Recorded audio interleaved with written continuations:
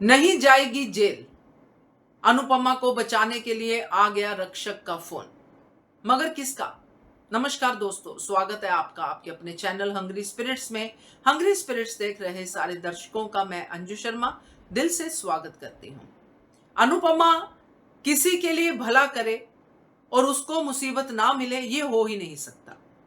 भलाई और मुसीबत का एक साथ है जो साथ साथ चलती है। भलाई करोगे तो मुसीबत का जो है चेहरा तो देखना पड़ेगा, और अनुपमा के साथ यही होता आया है। बट अनुपमा अपने रास्ते से हटती नहीं है, हर मुसीबत का डटकर सामना करती है। इसीलिए कान्हा जी उसके रक्षकों को भी भेज ही देते हैं, जैसे इस फोन कॉल के जरिए भेजा। बात करते हैं पहले वही निवेदन, जिन्होंने अभी तक चैनल को सब्सक्राइब नहीं किया है कर लीजिए, साथ में दोस्तों बेल आइकॉन दबाइएगा ताकि आपको हमारे वीडियोस के नोटिफिकेशन मिलते रहें।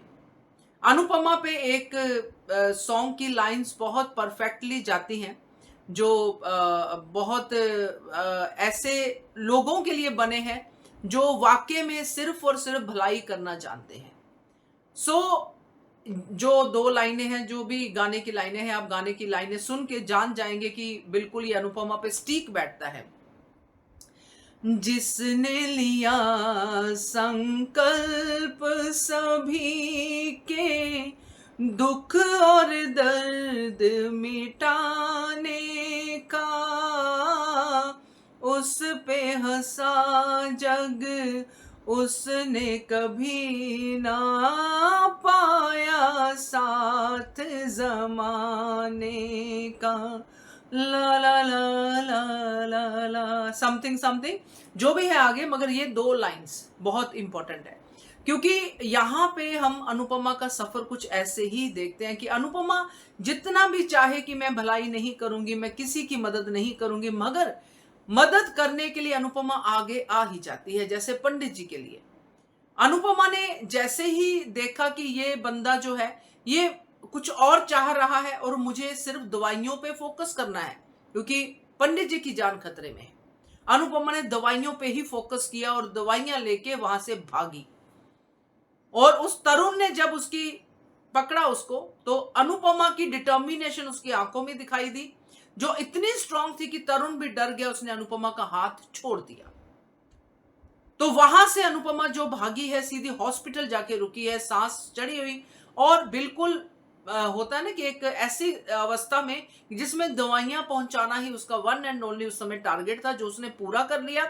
उसने वो कर दिया जो पंडित जी की जान बचाने के लिए सहायक बना। बेटा पंडित जी की जान लेना चाहता है कि अभी मर जाए तो मेरे लिए ये अच्छा है, बुढ़ा मरे, मेरे को मेरे पेपर्स मिले, मेरे को मेरा पैसा मिले। अनुपमा का उल्टा है।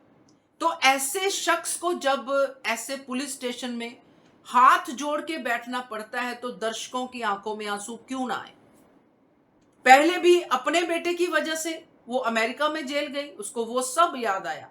ट्रॉमा आसानी से जाता नहीं है। ये बहुत ही ऐसी बात है जिसमें कि जब ऐसी स्थितियां आती हैं तो इंसान को अपना वो भी याद आता है, फ्लैशबैक याद आता है। तो जैसे हम लोग सब एक्सपीरियंस करते ही हैं, जब किसी की डेथ हो जाती है तो हम जाते हैं, तो हमें भी रोना आता है। सिर्फ उसके लिए नहीं आता जिनके घर पे वो मौत हुई है, हमें अपने लिए भी आता है, क्योंकि हमारा भी कोई ना कोई कभी ना कभी साथ छोड़ के गया होता है। तो ये आ जाता है। तो अनुपमा को पूरी फ्लैशबैक अमेरिका की आ गई। यहां पर अनुपमा बैठी है, गिड़गिड़ा रही है। उधर जसप्रीत और जो भारती हैं वो अनुपमा की सेफ गार्ड बन रही है। सिर्फ भारती और जसप्रीत ही नहीं, बल्कि सरिता ताई, बाकी मोहल्ले की औरतें, जिनके ऊपर अनुपमा का प्रभाव अब तक ये पड़ चुका है कि ये लेडी गलत नहीं है, ये बहुत हेल्पफुल है।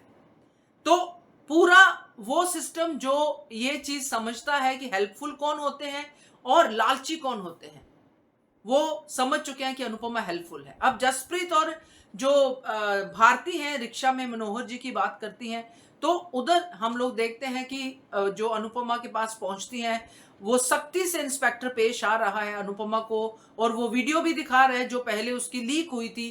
तो वो सब देख के ये सब सामने आता है कि अनुपमा दोषी है, अनुपमा ने किया होगा, इसका बैक रिकॉर्ड भी अच्छा नहीं है। अनुपमा और डरती है, क्योंकि पता नहीं होता, कई बार फॉल्स इल्जाम में भी जेल में जाना पड़ सकता है।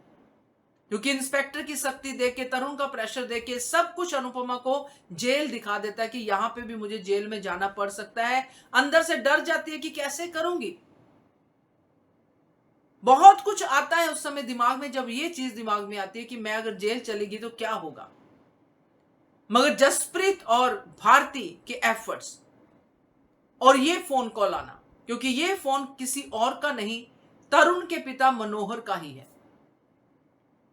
मनोहर जी जो हॉस्पिटल में है और डॉक्टर ने कहा भी है कि अगर वो सही जैसे चल रहा है, उनका ट्रीटमेंट रिस्पॉन्ड कर रहे हैं, तो उनको कल डिस्चार्ज भी मिल जाएगा। मतलब मनोहर जी होश में आ चुके हैं और होश में आते ही उन्होंने अनुपमा के बारे में पूछा। जसप्रीत और भारती ने जाके अनुपमा की सारी कहानी बताई है।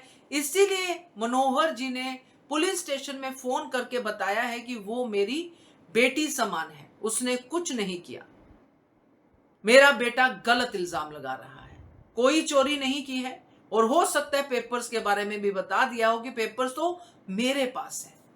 जब कोई चोरी है ही नहीं तो अनुपमा को जेल जाने की जरूरत क्या है।